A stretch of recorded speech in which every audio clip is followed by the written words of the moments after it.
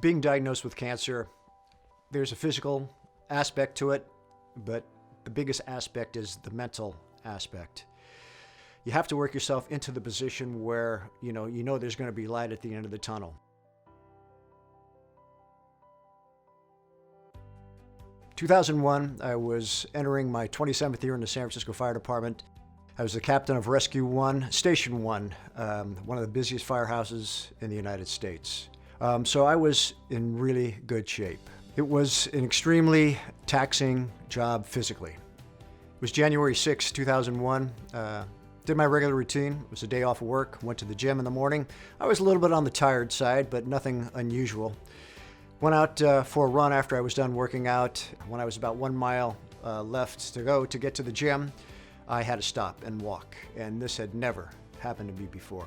So I walked and got to the gym and went to the bathroom and basically urinated blood and knew that there was a problem. I left the gym and I went straight to my doctor's office and told me that he did see some sort of mass in my right renal pelvis, in other words, the lower part of the right kidney. Within 2 weeks, I was sent to get a CT scan, and it did confirm that I had a tumor, and basically to them, it looked like it was a malignant tumor. The next step was biopsy. Yeah, the third biopsy actually did come to the conclusion that I did have transitional cell carcinoma in my right renal pelvis, a rare form of cancer, also known as TCC. They removed my kidney and my ureter, and there was complications when they were doing the surgery.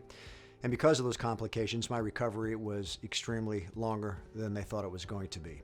So I used my sick time, all of my vacation time, to the point where I basically had no more income.